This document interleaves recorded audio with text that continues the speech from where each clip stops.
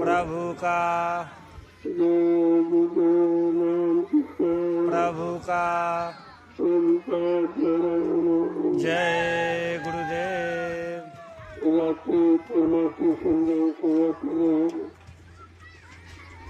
सभी प्रेमीजनों, ये कितना बड़ा तुम्हारा सौभाग्य है। जो काम हिंदुस्तान में कोई नहीं कर रहा, वो काम आशीर्वाद ये सेवा कोई नहीं करता। परिवार बाल बच्चों की सेवा, खेती दुकान बच्चों व्यापार मजदूरी, ये तो सभी करते हैं, लेकिन परमार्थी सेवा कोई नहीं करता। क्योंकि परमार्थी सेवा के बारे में नाम तो परमार्थी सेवा किसे कहते हैं? जिस सेवा से करने वाले का कोई स्वार्थ न हो, कोई लोभ लालच, कोई इच्छा न हो, उसे परमार्थी सेवा करते हैं। एक निस्वार्थ भाव से जो लोग ये सेवा कर रहे हैं वो अपने लिए नहीं, आगे आने वाले समय में जो लाखों लाख लोग आ रहे हैं उन प्रेमियों के रहने बैठने, उनको साधना भजन और सेवा और सत्संग सुनने की जगह बना रहे। एक ऐसा प्लेटफॉर्म तैयार कर रहे हैं जो कितने वर्षों तक रहेगा। लोगों को याद आती रहेगी कि मैंने परमार्थी सम्मान सेवा करते हुए ये मन का व्यवस्था बनाई थी। एक छोटा मोटा इतिहास है, आज कलयुग का ये सबसे बड़ा इतिहास है। और इतिहास में आप लोग पाते हैं आपकी पात्रता कितनी महान है कि कोई स्वार्थ नहीं आता। वैसे आज के युग में बिना स्वार्थ के कोई कदम नहीं देता। और आप ये रात में, दिन में लोग नहीं करते, तुम तो रात को कर रहे हो। रात्रि परमात्मा सम्मान सेवा, इसका महत्व, उसका लाभ लोगों को नहीं मालूम है। अगर मालूम हो जाएगा तो तुम्हें करने नहीं मिलेगा। इसलिए तुम अपना काम करो, देखने वाले देखते रह जाएंगे। देखने से लाभ थोड़ी मिलेगा, लाभ तो करने से मिलेगा। वो भी जो समय से करेगा, तो समय निकल गया, इसके बाद करने का कोई लाभ नहीं। जो आज लाभ है प्रेमियों को, तो आगे सेवा करने से नहीं मिलेगा। क्योंकि ये व्यवस्था आप बना रहे हैं, ये जमीन आप तैयार कर रहे, कितनी मेहनत परिश्रम के साथ ये जंगल झाड़ी काट पीट कर, ये नाले गड्ढे काट कर वो भी आप तैयार कर रहे हो। ये काम किसी के बस में कोई नहीं कर सकता, लेकिन लोग समझ में नहीं पा रहे। आखिरकार ये लोग क्यों कर रहे हैं? इनको जरूरत भी नहीं है, अपने बाल बच्चों के लिए करते नहीं है, अपना कोई स्वार्थ लोग लाना ढकते नहीं है, ये मजदूरी कोई मांगते नहीं। लेकिन इसके बदले क्या मिला है ये तो यही जाने। वो लाभ तुम्हें दिखाई नहीं देगा। जो परमार्थी सम्मान सेवा करके जो लाभ मिलेगा वो किसी को दिखाई नहीं देगा। वो तुम्हारे जीवन में आने वाले कष्ट, बीमारी, परेशानियों को दूर करेगा। तुम्हारे अनंत जन्मों के कर्मों का बोझा उतारेगा। ये छोटा मोटा काम है, तो ये किसी के बस का भी नहीं। आप लगे हो तो क्या मनुष्य ये बेकार समय मत खराब करो। जितनी देर बैठोगे उतनी देर में 10 जलिया डालोगे। 10 जलिया डालने का मतलब 10 माला सुमरन आपका हो जाए। ये सुमरन का लाभ ये सेवा के बराबर है। तो सेवा करो, इसका लाभ सिमरन के बराबर। तो आप सेवा हाथ पैरों से करो, शरीर से करो, मन से, बुद्धि से, और इसी से आप नहीं जुड़े करो तो आप कर्म भी किए होंगे तो उनकी अदायगी हो रही है। लेकिन किसी को ये रात समझ में नहीं आ रहा ये अदायगी हो रही तो कैसे हो, ये परमात्मा भाव के करो, क्योंकि जो सेवा कर रहे हैं उसमें उनका कोई नहीं स्वार्थ है। आगे जीवन रक्षक गुरुपूजा महान पवन पर होने जा रहा 19 जुलाई से। आप देखोगे इस मैदान में लाखों लाख लोग इकट्ठे हो जाते, तब आपको अपनी सेवा का प्रभाव मालूम देगा कि हमारी सेवा सार्थक हो गई। कितने लोग आके रुक गए, कितने लोग भजन करें, सेवा कर रहे हैं, सत्संग सुन रहे हैं, यही तो असली लाभ है। और इस लाभ को कोई लेना जानता नहीं। महापुरुष अगर दे रहे हैं तो ये रखना नहीं जानते। तो जो आप कर रहे हो वो बहुत ही अनोखा काम है। आज के युग में जहाँ लोग पैसा देकर भी दिन में काम नहीं करते तो रात में कर रहे। ये रात्रि परमात्मा संदान सेवा इतना कहा जाए इसके लिए कम है। और हिंदुस्तान के सब लोग देख रहे हैं, आप उनको नहीं देख रहे हो। ये सीधा प्रसारण हो रहा है, पूरा हिंदुस्तान देख रहा है कि कैसे लोग हैं। ऐसी भीषण गर्मी में इतना टेम्परेचर आई है, फिर भी ये लोग रात्रि में परमात्मा सम्मान सेवा कर रहे हैं। ये देखकर लोग बड़ा ताजुब करते हैं। आगे के इतिहास में ये सेवा तुम्हारी सबसे बड़ी होगी। लोग उसको याद करेंगे कि कलयुग में ऐसे भी लोग थे जो दिन की अपेक्षा रात में सेवा करते और इतने लगन के साथ इनको भी प्यास की परवाह नहीं थी।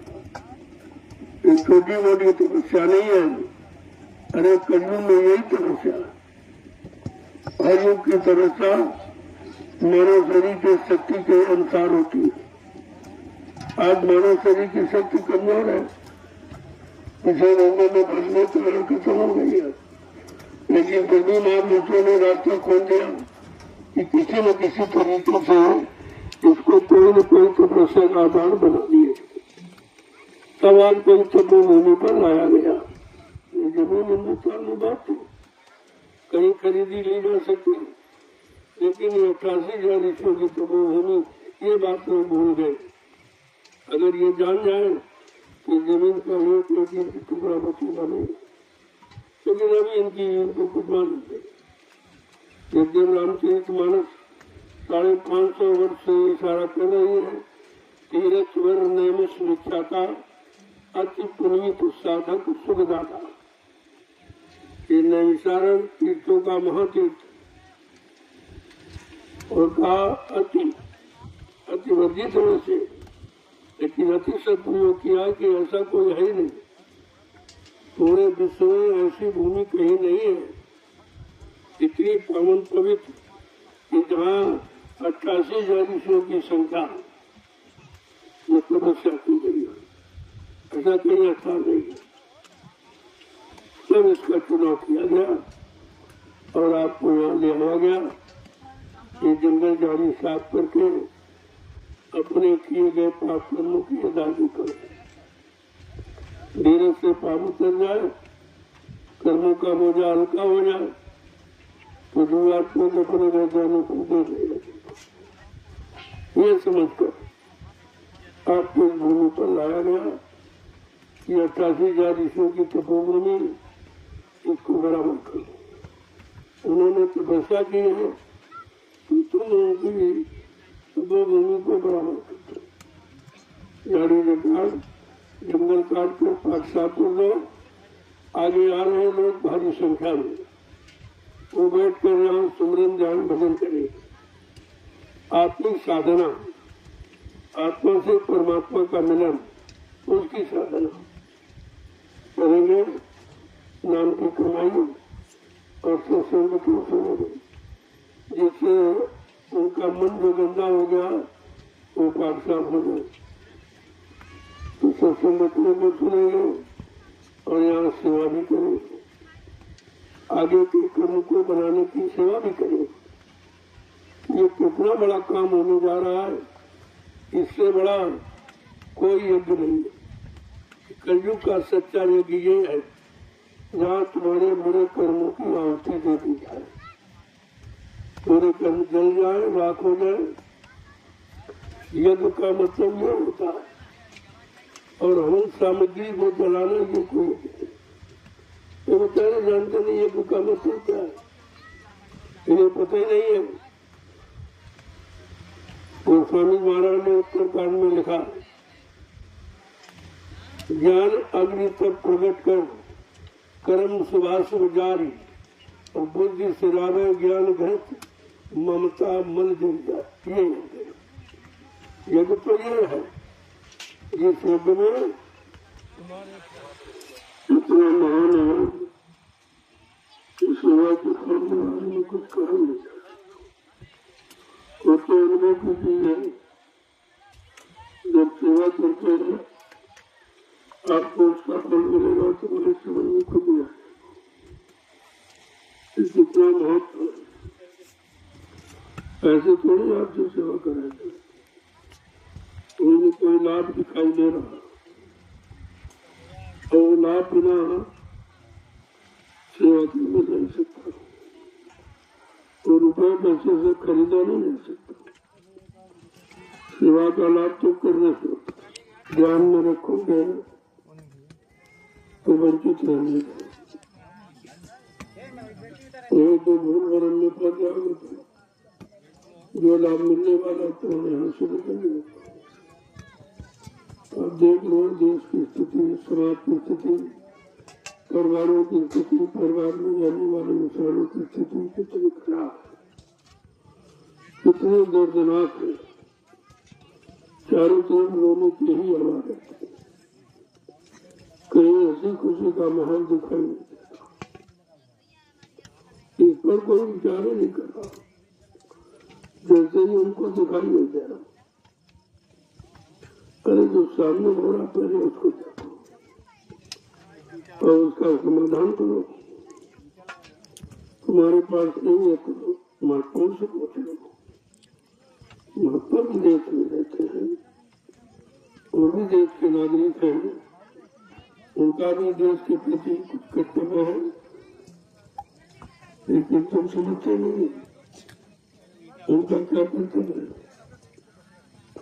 जो तुम्हारे बस की बात है, जो तुम कर नहीं सकते, सोच नहीं सकते, और जिनको इन आंखों से दिखाई नहीं देता, वो मानकर उसके परे देखते,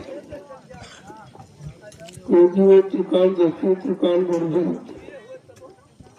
बहुत वर्ष वर्तमान की पूरी जानकारी रखते, कब क्या होने वाला है वो भी उनको दिखाई देता। लेकिन जब तुम करीब में होगे तो पूछोगे तो तुम्हें सब बता देंगे, बताते तो ऐसे नहीं, लेकिन उनके मुताबिक तुम्हारे पर कोई असर नहीं हो रहा, क्योंकि तुम्हें वो दिखाई नहीं दे रहे, जो बताते जो कहते हो तुम्हारे अनुभव में नहीं है और तुमने कभी किया भी नहीं। इसलिए संत महापुरुषों के वचन बड़े कठिन, लेकिन काम मनुष्य तुम कितना जोर लगा लो, लेकिन सबको सुख शांति नहीं दे सकते, सबकी व्यवस्था आप नहीं कर सकते, सबको न्याय सुरक्षा रोजी रोटी नहीं दे सकते, महंगाई गरीबी को तुम खत्म नहीं कर सकते, तुम्हारे बस की बात नहीं है। और ये काम बात करने का मैं चुटकी में जाते जाते, जिसको करने में तुमने जीवन लगा दिया और कुछ नहीं कर पाया, और संत महात्मा कहते मैं चुटकी में जाते जाते। अधिकारियों के पास कोई न कोई तो समाधान है, कोई न कोई युक्ति उपाय है, तभी वो कहते हैं। लेकिन तुमसे मजा में कौन समझते, क्योंकि तुम्हारी वो आंख जिस आंख से देखते हो कहते वो आंख तुम्हारी बंद है, जिसको दिव्य ज्ञान शक्ति उतर आई तीसरी आंख कहते हो, तो बंद है आंख, तो तुम्हें दूर से दिखाई नहीं देता, पास का भी नहीं दिखाई देता, पास का देखकर भी नहीं समझ पा रहे हो कि हमें क्या करना चाहिए, इसका परिणाम क्या होगा। क्योंकि जो अधिकार मिला है, अगर व्यक्ति अपने अधिकारों का प्रयोग न करे तो सजा पाने का अधिकारी होता है। अब वो सजा कैसी होगी, ये तो जब उस पर बीतेगी तो उसकी समझ में आ जाएगा। इसलिए राजा के लिए तो विशेष संदेश निर्देश है कि जा सुरात प्रजा दुखारी, सोन न पर्वत नरक अधिकारी। जिसके राज में अगर प्रजा दुखी है वो राजा नृत्य हो जाता है। क्या ये लोग इस पर विचार कर रहे हैं? आज राज्य में रहने वाले लोग रो रहे, चिल्ला रहे, हर तरफ से परेशान है, लेकिन कोई सुनने वाला नहीं। उनको अधिकार मिला है प्रजा की सेवा, प्रजा के दुख तकलीफों को दूर करने का, और तुम कर कुछ नहीं पा रहे हो, तो कम से कम कानून विधान जो कुदरत का बना उसको तो पढ़ो। कुदरत का कानून कहता है जात सुरात प्रजा दुखारी, सोन न पर्वत नरक अधिकारी, बड़े साफ शब्दों में, जिसके तहत जो लोग रह रहे हैं, अगर वो दुखी है, परेशान है, कष्ट में, तकलीफ में, मुसीबत में है, तो ये दोष वो जिम्मेदार पर लगे, चाहे देश का राष्ट्रपति प्रधानमंत्री हो, चाहे प्रदेश का मुख्यमंत्री हो, चाहे जिले का डीएम हो, और चाहे मतलब यानी तहसील का तहसीलदार, और ब्लॉक का ब्लॉक अध्यक्ष, ग्राम का प्रधान, या घर परिवार का मालिक, मुखिया, वो सब पर एक ही नियम लागू, जिसके तहत जितने लोग रह रहे हैं, अगर वो उसके राज्य की व्यवस्था में परेशान और दुखी, तकलीफ, मुसीबत में है, तो ये अपराध उस जिम्मेदार पर लगेगा।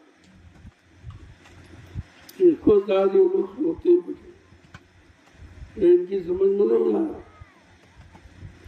ये संतों के वचन है जो रामचरितमानस के उत्तरकांड में लिखा, यानी उन्होंने सबके प्रश्नों का उत्तर दिया। तुम्हारा कोई भी प्रश्न जीवन का हो और कोई जीवन की समस्या हो, सबका समाधान, सबका उत्तर है। अगर उसी को पढ़ लेते तो आपकी समझ में आ जाता कि हमारे पर जो शासन कर रहे हैं वो लोग ध्यान क्यों नहीं देते, उनकी बुद्धि उधर क्यों नहीं जाती, क्योंकि उनके बस का नहीं। बिगाड़ तो उन्होंने डाला, लेकिन अब संभाल नहीं सकते, संभालने का मुझके बस का नहीं। तो महात्मा ने कहा भाई तुम्हारी बस का नहीं, तो देश में महात्मा ने तुमसे काम लो, मुझसे पूछ लो, कोई न कोई उपाय जरूर बताएंगे। जो उपाय बतावे वो महात्मा है। दाढ़ी बाल लाल पीला कपड़ा ही महात्मा नहीं, महान आत्मा वही है जो दुखी आत्माओं को सुख शांति प्रदान करे, उन दुखी आत्माओं के अंदर प्रेम, सेवा, श्रद्धा भाव पैदा करे, उसको महात्मा कहते। और तुम्हारे पास पहचान के बलदारी नहीं, इसीलिए तुम भ्रमित हो गए, इसीलिए तुम शंका में मौन ब्रह्म में रह गए। समझने की कोशिश करो, जब करीब में आओगे तो अच्छे सच्चे की पहचान हो जाए। सच्चा संत कौन है, सच्चा महात्मा कौन है, सच्चा गुरु सदगुरु कौन है, ये सब समझ में आ जाएगा। लेकिन करीब में नहीं आओगे तो तुम पहचान कैसे करो? पहचान है उनके द्वारा किए गए कर्मों, उनके द्वारा बनाई व्यवस्था जो सबके हित में सबको लाभ देने वाली, जब देखोगे तो आपकी समझ में समा देंगे, वैसे तो कुछ नहीं आएगा। इसलिए बड़ी सावधानी के साथ ये कलयुग है, ये किसी को नहीं छोड़ेगा। कलयुग घेरे चारों ओर, मनवा की हुक्म नहीं हो, चारों तरफ कलयुग में घेराबंदी कर दी। तुम किधर भाग के जाओगे, उसने सारे रास्ते बंद कर रखे। और कलयुग के द्वारा बंद किए रास्तों को संत महापुरुषों के सिवा कोई खोल नहीं सकता। उसकी जानकारी किसी को है ही नहीं कि वो रास्ते कौन है और कैसे बंद किए गए, कैसे खोले जाए। इसीलिए भारत देश में संत महापुरुषों की आवश्यकता, सच्चे गुरु सदगुरु की आवश्यकता, सच्चे मार्गदर्शक की आवश्यकता। अगर ये मिल जाएंगे तो आपका जीवन सुख में शांति में हो जाएगा, और ये नहीं मिलेगी तो कुछ नहीं। और आप देख रहे हो, तुमको सब मिले लेकिन सुख शांति नहीं मिलेगी। तो प्रधानमंत्री मिला, राष्ट्रपति, मुख्यमंत्री सब मिला, लेकिन सुख शांति नहीं मिला, सुकून आपको नहीं मिला, आपको न्याय सुरक्षा नहीं मिली, रोजी रोटी की व्यवस्था आपकी हल नहीं हुई। तो जो होना चाहिए वो तो हुआ नहीं, तो इनके मिलने का मतलब क्या? मिलेगा तो हमको सुख शांति मिला दे, सुख शांति दे दे, हमको अपने जीवन में सच्चाई ईमानदारी सिखा दे, और हम सब लोग पारस्परिक प्रेम प्यार मोहब्बत में रहते एक दूसरे के काम आए, एक दूसरे की सेवा करें। न कोई जाति न पाति, न कोई विका न फिरका, न हिंदू न मुसलमान, ये कुछ नहीं। यही बखेड़ा है, इसी बखेड़े को खड़ा करके तुमको सच्चाई से दूर कर दिया गया। अब तुमको समझने का मौका ही नहीं दिया जाए। कहीं जाति में फंसा दिया, कहीं धर्म में फंसा दिया, झूठे नकली झूठे धर्म में फंसा दिया। क्योंकि धर्म तो धारे थी, धर्म तो धारण का विषय है, धर्म कोई दिखावा का विषय तो है नहीं कि कोई पत्थर कागज के अंदर धर्म है, कोई हिसाब किताब धर्म है, ऐसा कुछ नहीं। इसी बात को तो समझने की जरूरत है। पहली बात तो कोई बताने वाला नहीं, जो बताने वाले उनकी हर सुनोगे नहीं, और जिन्होंने कुछ जाना नहीं, कुछ किया ही नहीं, तो क्या बताएंगे? अपने जीवन को सुखमय शांति में नहीं बना पाए तो देव समाज को क्या दे सकते हैं? यही बात तो आपको समझनी चाहिए। जो अपने लिए नहीं कुछ कर पाया, अपना सुधार नहीं कर पाया, अपने में सुख शांति नहीं ला पाया, तो तुम्हारे में क्या लाएगा? जब तक इस बात को नहीं समझोगे तब तक आपको परेशानियों का सामना करना पड़ेगा, और ये तो एक दिन आपको समझना पड़ेगा, क्योंकि ये समय बदलने जा रहा। आवाज लग गई कि कलयुग में कलयुग जाएगा और कलयुग में सतयुग आएगा। इस बात पर अभी तक किसी ने नहीं विचार किया, न राजा न प्रजा, न अधिकारी न कर्मचारी, कोई नहीं, किसी समझ नहीं आया, क्योंकि ये संत महापुरुषों के वचन है। ये जिन्होंने अपनी दिव्य दृष्टि और दिव्य कान से देखा सुना, ये उनकी बात है। और तुम्हारा तुम दिव्य दृष्टि हो नहीं, तुम्हारी आत्मा का दिव्य आंख और दिव्य कान को खोला नहीं, तो तुम आत्मा की बात कैसे समझो? समझ नहीं आपकी आएगी। तो इसलिए तो कहते हो उसको सुनो, सोचो समझो और विचारो और फिर करो, तो आपको जो लाभ मिलना चाहिए वो लाभ मिल जाएगा। मैंने समय समय पर हर मोड़ पर आपको सचेत किया, चाहे राजनीति में हो, चाहे धार्मिक पारिवारिक कोई मोड़ हो, सब पर आपको सचेत किया गया और आपको जानकारी दी ताकि आप आगे आने वाले समय में ये नहीं कह सके कोई अच्छी सच्ची बात बताने वाला था ही नहीं, कोई न्याय की बात, सच्चाई की बात, ईमानदारी की बात कोई बताने वाला था नहीं, कोई मानव का अच्छा खान पान जिससे अच्छे विचार बनते हैं, विचारों से अच्छे कर्म होते हैं, अच्छे खान पान की बात नहीं किसी की। तो मैं लगातार शाकाहारी बनने का संदेश देता हूँ, इसमें कुछ लिया नहीं जाता। मैं जो भी प्रचार या प्रसारण करता है तो पैसे लेता, जब किराए देते, अरे किराए से धर्म नहीं आएगा। इसलिए जब तक निस्वार्थ की भावना तुम्हारे दिल में नहीं आएगी, न तुम अपने में सुख शांति पा सकते हो, न समाज देश में रहने वाले लोगों को सुख शांति प्रदान कर सकते हो। एक काम तो नहीं करते और इसीलिए आज कुछ हो नहीं रहा। तो आदमी अपने को देखते नहीं कि हम कहाँ हैं, हम क्या कर रहे हैं, हमें क्या करना चाहिए, हमारा मूल कर्तव्य कर्म क्या है, कुछ वैसे। तो ऐसे अंधानुकरण करके आप करी कर सकते हो। तो दिनों दिन तबाही बढ़ी जा रही है, कहीं शांति ढूंढे नहीं मिल रही है, हर्ष की नदी हर तरफ बढ़ रही है, न राजा को शांति न रैयत को शांति। ये शासन व्यवस्था कहाँ जा रही है, कहीं शांति ढूंढे नहीं मिल रही। कितनी बड़ी बात, महात्माओं ने इशारे में सब कुछ आपको बता दिया। कहते हैं चाहे धर्म का काम या राष्ट्र का हो, सबों में तो वो स्वार्थ किया है। स्वार्थ आगे है, काम पीछे। जब काम आगे होगा तो स्वार्थ तो अपने आप हल हो जाएगा। बिल्कुल उल्टी प्रवृत्ति है तुम्हारी, काम को आगे करो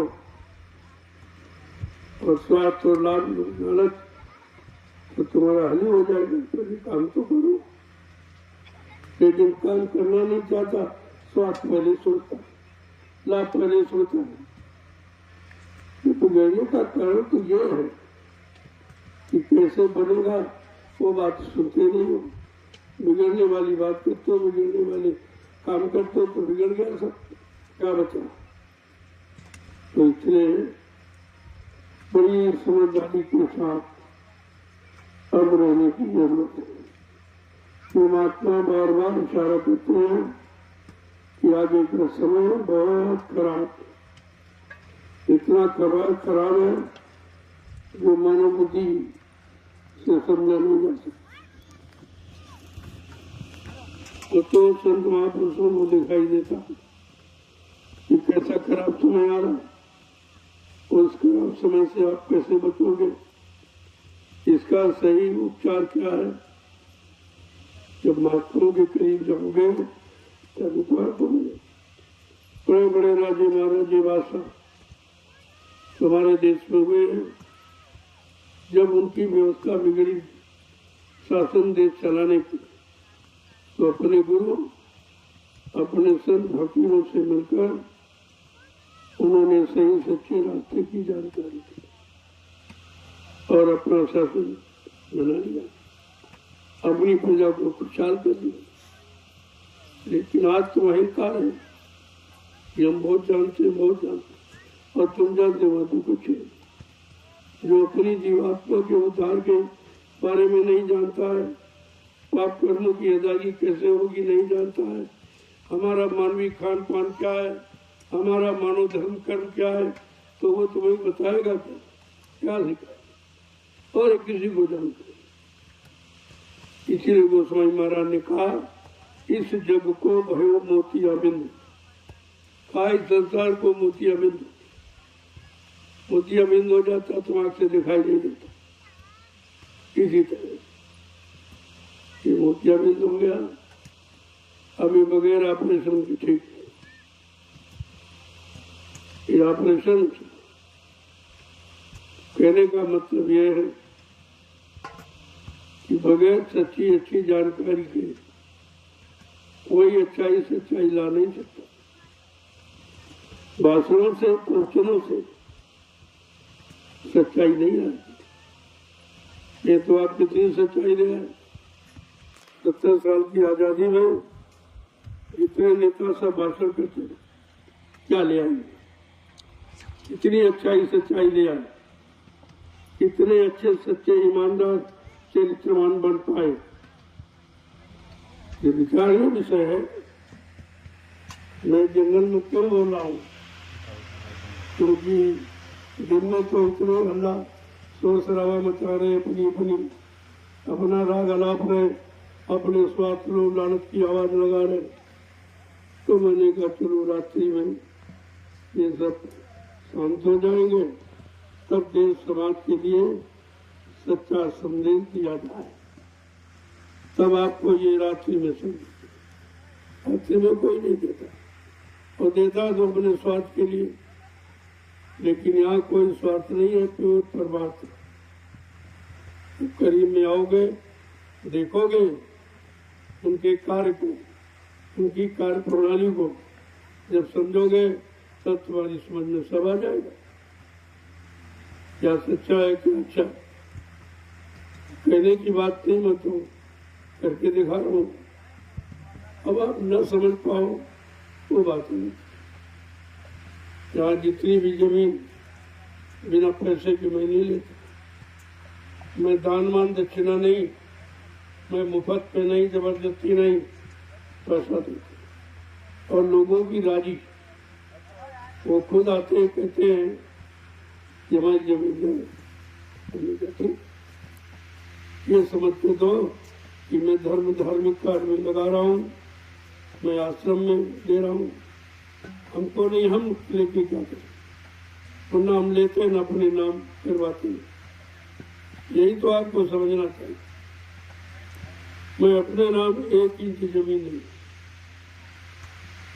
ये सब जो है वो संगत है। और संगत क्या है? अपना परिवार। ये परिवार है, ये गुरु परिवार है। तो गुरु परिवार के लिए, और गुरु परिवार में सभी आ जाते। हर इंसान किसी न किसी को मानता ही, तो चाहे पत्थर कागज के रूप में, लेकिन मानता है। तो श्रद्धा तो सबके अंदर है, लेकिन उनकी श्रद्धा फलीभूत कैसी हो, ये कोई नहीं बताता, ये कोई जानकारी नहीं देता, क्योंकि ये जानकारी किसी के पास है नहीं। जब तुमने कुछ किया नहीं तो बताओगे क्या? जब निस्वार्थ कोई कदम आपने उठाया नहीं है, हमेशा लोभ लालच मान सम्मान अधिकार इसके सिवा कुछ सोचा ही नहीं है, तो तुम बताओगे क्या? तुम जो बताओगे तो हम जानते ही, हम तो तुम्हारा देख ही नहीं सकते, तुम्हारी स्वार्थ लीला सब देखते। ऐसा नहीं है, ये सब देख कर ही तो कहा जा रहा। तुम दुनिया में कहीं चले जाओ, कोई निस्वार्थी व्यक्ति नहीं मिले। हर काम के पीछे कोई न कोई उसका स्वार्थ जुड़ा है। और यहाँ देख रहे हो, प्योर परमात्मा, कोई स्वार्थ नहीं, कोई इच्छा नहीं, न कोई जमीन अपने नाम खरीदने की या अपने मान सम्मान के लिए, ऐसा कोई काम यहाँ होता ही। जो भी कर रहा हूँ गुरु परिवार के लिए। ये गुरु परिवार 45 करोड़ का, इतना जनमत किसी के पास नहीं है। ये 45 करोड़ का जय गुरुदेव परिवार, उसके लिए ये सब किया जाए। जैसे आप अपने परिवार के लिए करते हो, ऐसे मैं भी अपने गुरु परिवार के लिए करता। अपने लिए नहीं, गुरु परिवार के। और गुरु परिवार में सभी आ जाते, कोई न कोई तो गुरु आप मानते हैं। अगर गुरु के तो यहाँ कोई कुछ कर ही नहीं सकता, न कुछ पा सकता। तो मैं तो सबको गुरु परिवार का ही समझता हूँ, और उसी नाते सबके लिए ये काम कर रहा हूँ। अब आप ना समझ पाओ तो बात आपकी अलग है। तो मेरा कोई कदम, मेरा कोई काम अपने निजी हित का, निजी मान सम्मान पर नहीं। इस बात को ध्यान रखिए। तो हिंदुस्तान में कोई आपको ऐसा नहीं मिलेगा जिसका कोई न कोई स्वार्थ जरूर है। समाज से कुछ नहीं तो मान सम्मान करें कि लोग हमारा सम्मान करें, लोग हमारी पूजा करें, लोग हमको दान दक्षिणा धोती रोटी रोटी दें, यही स्वार्थ है। लेकिन मेरा तो ये भी कोई स्वार्थ नहीं। मैं तो सब लोगों, ये परिवार है, इसमें ये बेटियां भी हैं और इसमें महिलाएं भी हैं। और मर्यादा के दृष्टिकोण से तो लंगोटी की आवश्यकता है, वैसे इसकी भी जरूरत है। अगर आंख साफ है, कान साफ है, बुद्धि साफ, तो कपड़े की कोई आवश्यकता नहीं। ये कपड़ा तो कि मन गंदा है, इसलिए कपड़ा आप डालते हो कि मन कहीं देख के खराब ना हो, कहीं भड़क नहीं, कहीं मन में काम क्रोध लोभ मोह अहंकार न पैदा हो। अगर जो काम क्रोध लोभ मोह अहंकार से अलग है, जिसने सदगुरु की कृपा से जीत लिया है, उसके लिए अपना कपड़ा भी कुछ है। यही तो चीज समझ ले। जब जिस दिन ये समझ लोगे तब लाभ तुम्हारे पास में। तुम्हें कहीं ढूंढने की जरूरत नहीं है, कहीं शांति और लाभ रखा नहीं तो कोई उठा के दे देगा। वो तुम्हारे अंदर जिस दिन ज्ञान दृष्टि आपकी खुल गई तो ये अज्ञानता सब समझ में आ जाएगी। और अज्ञानता के कारण पर्दा है, अज्ञानता के कारण भूल भ्रम है, अज्ञानता के कारण ही जो भी आप भूल भटक रहे हो तो अज्ञानता की तो समझने का प्रयास। अभी तो मैंने संदेश कुछ कहा ही नहीं। जैसा मालिक का हुक्म होता है मैं आपको सुना देता हूँ। मेरा इसमें कुछ नहीं है, ना मैं कुछ जानता हूँ, बस उन्हीं की दया, उनकी दया। पहले मैं कहा था जिस मनुष्य पोल पर हमारी दया हो जाए उसी पोल से तुमको मेरा सब कुछ मिल जाएगा। दया है, एहसास है, प्रेम है, प्रतीत है, श्रद्धा है, सेवा है, सब आपको मिल जाएगा। इसलिए विचार कर जो कोई काम करोगे तो जल्दी समझ लो। और ऐसे अगर किसी की सुन के और अनुकरण करके मतलब यानी तो कुछ भी नहीं मिलेगा। जय गुरुदेव, जय गुरुदेव, जय गुरुदेव, जय गुरुदेव। जय गुरुदेव। नाम किसका? प्रभु का। जय गुरुदेव। नाम किसका? प्रभु का। प्रभु का प्यारा नाम। जय गुरुदेव। इतनी तेज से इस कलयुग में जगाए प्रभु नाम को बोलो। यहाँ रहने वाले जितने जीव वायुमंडल सबके कान साफ हो गए, सबको इस नाम का लाभ मिल जाए, क्योंकि नाम ही काम करता। जब तक समय का नाम आपको नहीं मिलेगा तो तुम्हारा समय यानी कलयुग का काम कोई कर ही नहीं सकता। प्रेम से बोलो जय गुरुदेव। सब मिल बोलो जय गुरुदेव। बोलना होगा।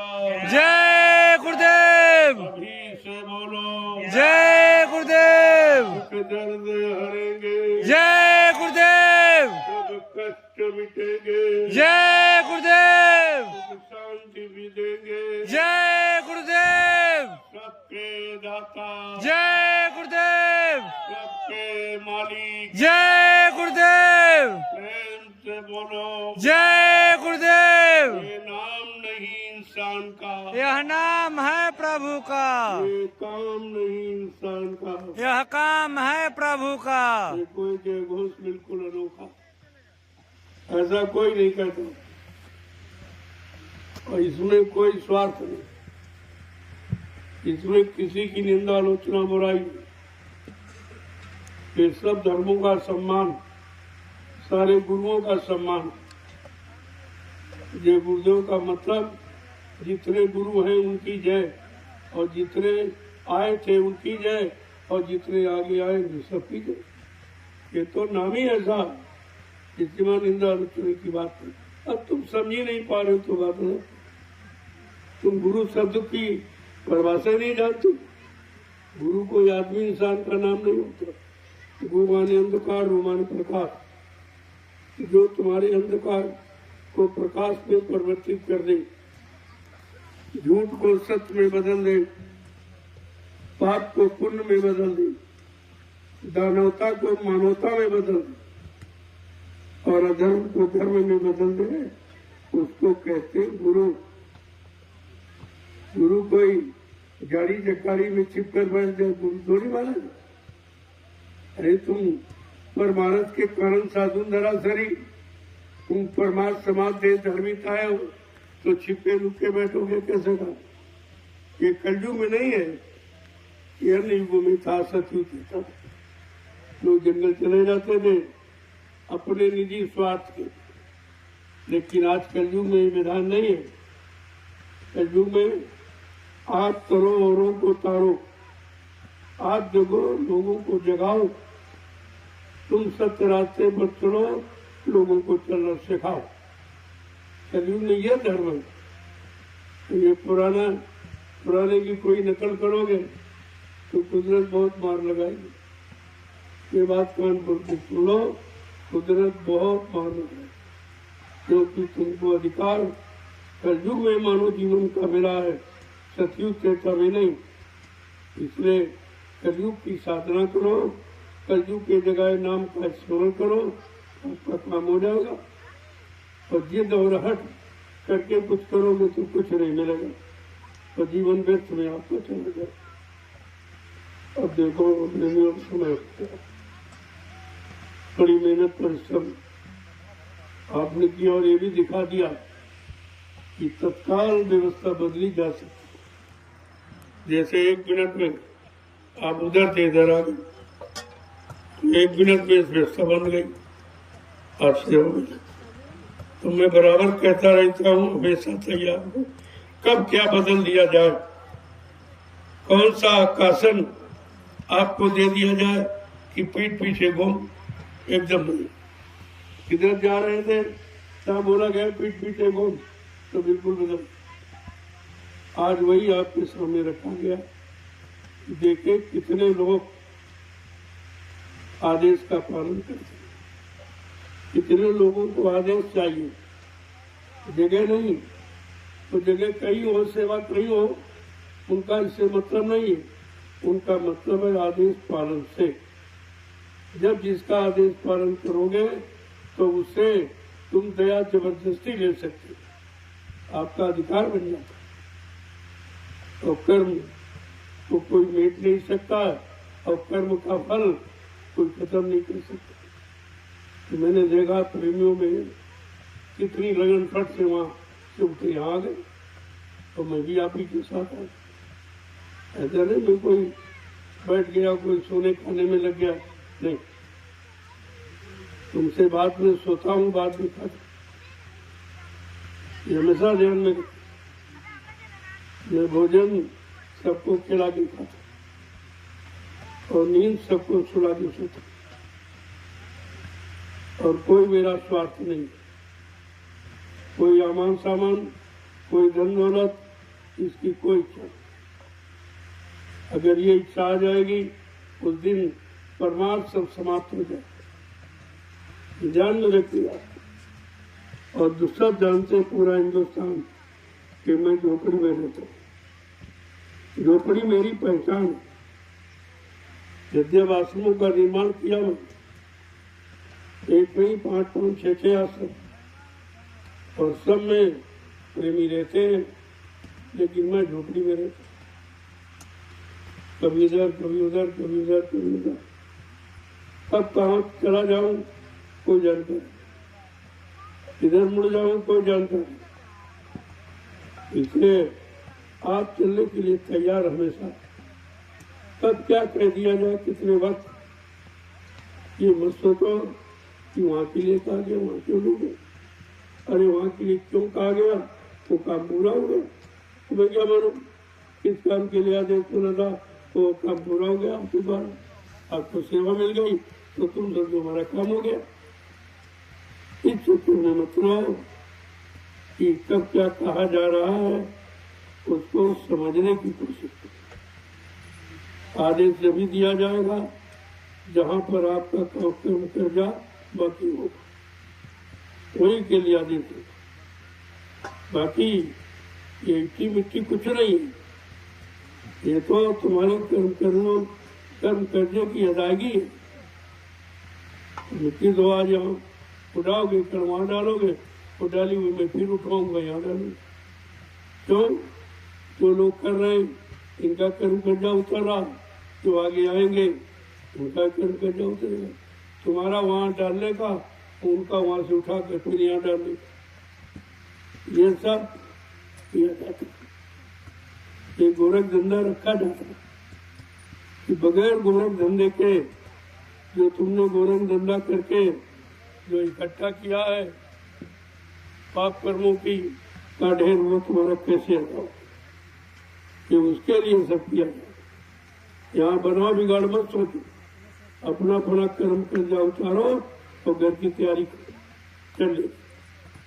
तुमको यहाँ कौन रहना, जब यहाँ रहना नहीं तो भी किसके लिए, तो इसलिए आपको तो रहना घर के लाल। और जिन लोगों को रहना कि हम सचिव देखेंगे तो सचिव तो भाई धरती पर आएगा, तो सचिव देखने की इच्छा अगर है तो आपको धरती पर रहना पड़ेगा, बार बार जन्म लेना पड़ेगा, आना पड़ेगा। लेकिन सच्चे साधक हैं उनको सचिव फचिव कुछ नहीं, तो कह रहे कलयुग अच्छा, जब तक कलयुग रहेगा महापुरुष रहेंगे, तो उनका अभियान है कलयुग को भगाना, सचिव को ले आना। तो कलयुग चला जाएगा वो भी चले जाएंगे। इसीलिए कहा जाता कि सतयुग तो आएगा, लेकिन सतयुग आने पर तुमको अपनी पूरी वस्तु खोनी पड़ेगी, फिर वो चले जाएंगे, उनका कार्य पूरा हो जाएगा, सतयुग लाने चले जाएंगे। उनको भी कौन यहाँ रहना, किसी को ना उनको रहना, लेकिन काम करके जाना। ऐसे जो काम दिया गया या जो आदेश दिया जा रहा, जो पालन करा रहे, करने की क्षमता नहीं है, वो तो उनकी दया से होगा। वो दया के नीचे आप भी हो, हम भी क्या कर पालन। जय गुरुदेव, जय गुरुदेव। और धीरे धीरे आप लोग इस सेवा का प्रसाद, क्योंकि सेवा करने के बाद जो प्रसाद लिया जाता वो दुआ और दया और दवा का काम करता है। दुआ, दया, दवा तो तीनों का काम करता है। इसलिए आपसे कहा रहा कुछ न कुछ सेवा कर बोले को प्रसाद, तो मतलब यानी आपको दया मिल जाए। और ऐसे बैठे बैठे आए कि बटरा ले ले, उसका कोई लाभ नहीं मिलेगा। दिया तो जाएगा आपको, लेकिन लाभ सेवा करने के बाद वो भी दवा का काम, दुआ का काम, दया का काम करेगा। जय गुरुदेव, जय गुरुदेव। कल एक पर्व है जो आपकी गाड़ी कमाई से दयाल बाग खरीदा गया। मैंने नहीं खरीदा, आपने। मेरे पास तो कुछ है नहीं, मोटी के सिवा पैसा आपका। आपकी गाड़ी कमाई के द्वारा जो दयाल बाग खरीदा गया, उसकी वर्षगांठ ये लोग मनाते चले आ रहे हैं कितने सालों के बाद। वो कल पर है, लेकिन सेवा चलती रही।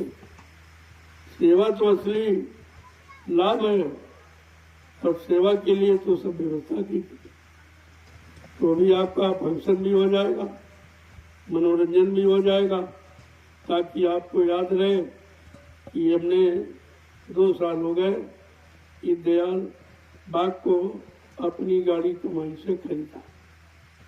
ये आपकी इच्छा है पूरी हो जाए। देखो मेरा इसमें कुछ नहीं, मैं बार बार कहता हूं, न मेरा कोई बाग है न मेरी कोई जमीन है। ये हो कि हम तुम्हारे तुम हमारे हो, ये रिश्ता जरूर है, और बाकी ये जमीन अमीन तो कोई झगड़ा यहाँ नहीं, और ना हमको कुछ चाहिए। हम क्या करें, हम करेंगे क्या?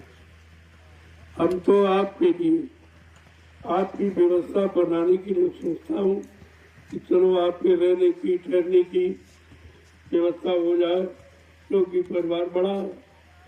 जब परिवार बड़ा होता है तो जमीन ज्यादा चाहिए भाई, रहने के लिए मकान ज्यादा चाहिए। अभी तो कुछ भी नहीं हुआ। 45 करोड़ जब ये देवगुरुदेव परिवार है हिंदुस्तान में, तो उस नाते तो अभी कुछ भी नहीं है। तो देखने वाले कह रहे बाबा दो जमीन, अरे बाबा बात तो एक इंच जमीन नहीं, कुछ ही नहीं, ना एक पैसा है, ना एक इंच जमीन है, ना मेरा कोई खाता बैंक बैलेंस कुछ भी नहीं। जो है मैं आपके सामने जैसा बैठा हूँ, बस इतना ये भी कपड़े आप लोग देते तो पैसे ये कपड़े आपके और एक रोटी, मैं दिन में 5 बजे एक, बस इतना खर्चा। तो जो हमारा खर्चा नहीं तुम लेके करेंगे, तो आप देते हो, आपकी सुविधा के लिए ये व्यवस्था बना दी गई कि आप आओगे, कहाँ रुकोगे, कहाँ ठहरोगे, तो आप ही सेवा देते हो, आप ही सेवा करते हो। मेरा सुबह क्या, मैं क्यों कहूँ कि मेरा है, मेरा मेरा ये है जो आदेश मालिक का हुआ है, उसमें लगा हूँ किसी तरह पूरा हो जाएगा, और आप लोगों से उसी आदेश पूरा करने की प्रार्थना करता रहता हूँ। ये तो बार लोगों के दिमाग से निकल जानी चाहिए कि मेरा किधर भी बाबा को बहुत जमीन चाहिए। अरे बहुत बात तो एक इंच भी जमीन चाहिए, आके देखो तो रिकॉर्ड, इतनी जमीन लोगों की इच्छा से ग्रामवासियों ने अपनी इच्छा व्यक्त की, हमसे कहा, तो एक अच्छी बात है, तुम आश्रम के लिए दो, हमको नहीं चाहिए, ना मैं अपने लिए लूंगा, मैं आश्रम के लिए एक धार्मिक कार्य के लिए, और जो भी कार्य इस जमीन पर होगा आपके बाल बच्चे परिवार के लोग उसका प्रयोग करेंगे। मैं कोई जमीन उठा के ले जाऊंगा, और तुम समझी नहीं पा रहे कि जमीन भी तुम्हारी अच्छे काम में लगा रहा हूँ। जो जंगल पड़ा हुआ है, जो नाले ऊपर खाबर, जिसको ठीक करना तुम्हारी बस की बात नहीं है, सरकार भी नहीं के लेवल करा पाई, वो काम आपका हो रहा है, तो एक अच्छे काम में लग रही जमीन है, और आपको पैसा देता हूँ, इस पैसे से अपने बाल बच्चों की व्यवस्था बना लो। मैं नुकसान किसका करता, लेकिन तुम समझी नहीं पा रहे। पैसा देकर मुफ्त में, दान में नहीं, जबरदस्ती नहीं, मैंने सब रिकॉर्ड तहसील से निकलवा लिया है कि मेरी कितनी जमीन कहाँ कहाँ है। अब मैं वो जमीन को निकाल रहा हूँ। तुम कहते बाबा तुम्हारी जमीन ले, फिर तुम्हारी लेके क्या करें, हमारे पास तो जमीन है कि तुम्हारी ले।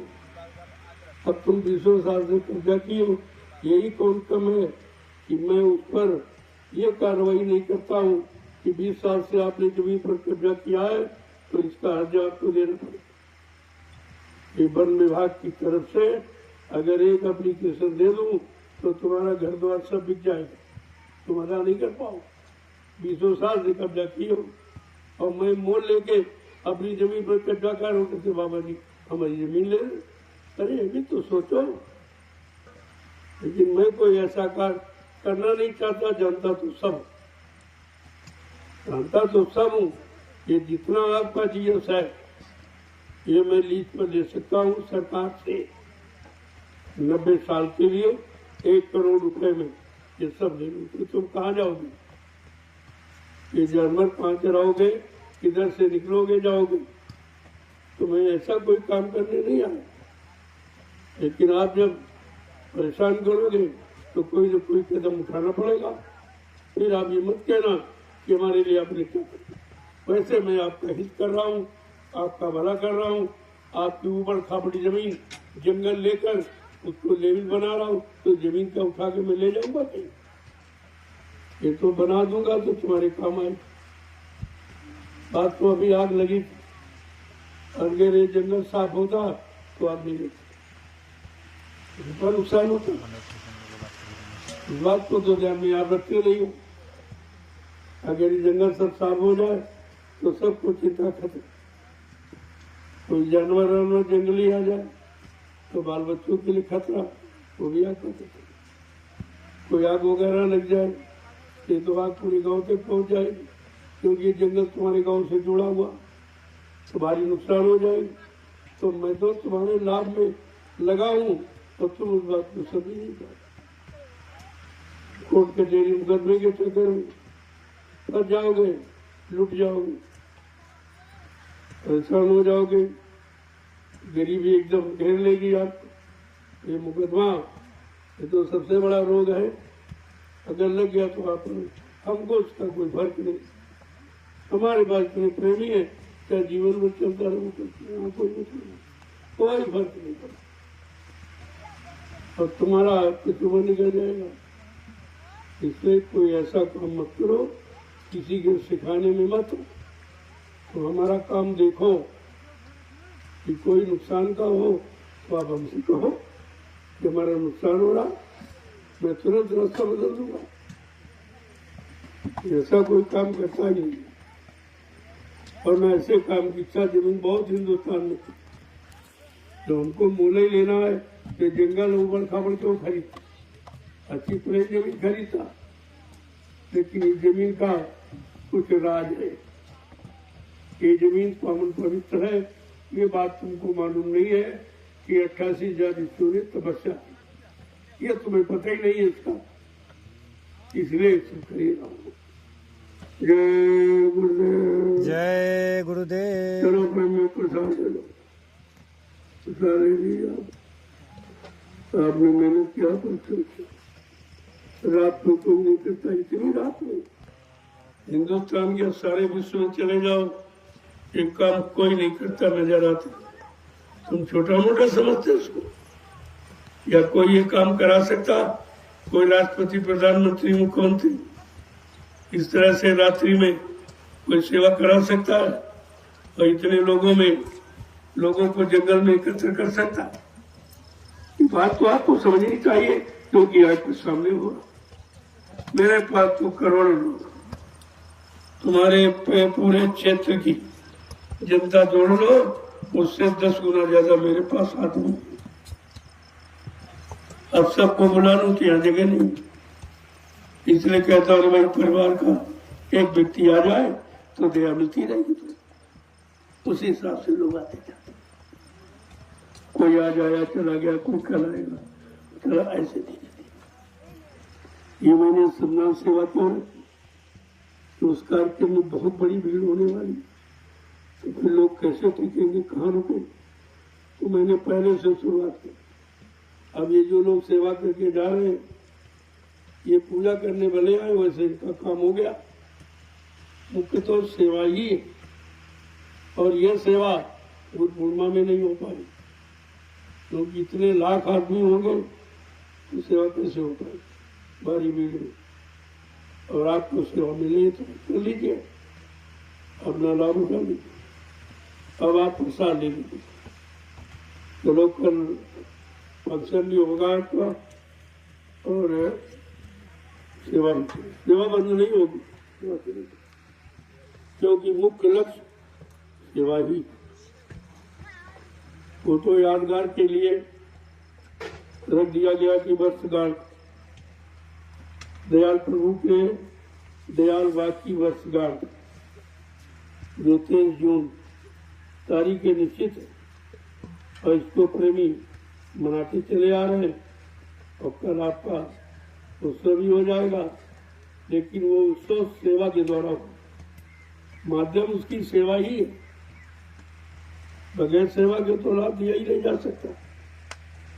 और तो आपको, क्योंकि दयाल बाग का की वर्षगांठ है, तो आपको बाग का फल कल आपको प्रसाद में मिलेगा। रोज ही मिलता है, लेकिन कल विशेष रूप से मिलेगा। जय गुरुदेव। जय गुरुदेव। अब धीरे धीरे आप आइए, प्रसाद भी लेते रहिए, सेवा करते रहिए। लाइन लगा खड़े हो जाओगे उसका कोई लाभ नहीं। जितनी देर खड़े रहोगे उतनी देर 10 जलिया डाल दो, 10 माला आपकी तुम्हारी हो जाए। इतने समय की चीज, एक एक मिनट आपका कितना कीमती है, इस पर विचार करना चाहिए। अब जो लोग बैठे या थक गए हो, धीरे धीरे आओ और प्रसाद खाओ। और जो प्रेमी सेवा कर रहे हैं करके आ जाओ, प्रसाद तो सबको मिलेगा। कोई भीड़ लगाने से थोड़ी, भीड़ में तो अपना नुकसान कर लोगे, 1 घंटे खड़े रहोगे, फायदा क्या। जय गुरुदेव। जय गुरुदेव। चलो अपने नियम, जो लोग थक चुके हैं और मतलब तो वो लोग करते हैं, धीरे धीरे भंडारे की तरफ चले। भोजन प्रसादी भी इकट्ठे तो सबको नहीं मिल पाए, जैसे धीरे धीरे जाते रहोगे भोजन प्रसादी भी लेते रहो। ये हमेशा ध्यान रखा करो, एक बार की सब लोग चले जाओ, इतने लोग परोसने वाले को बात तो ध्यान में रखनी चाहिए। धीरे धीरे जाओ, 25, 30, 40 तुम्हारा 1 घंटे सब हो जाएगा। जय गुरुदेव। जय गुरुदेव।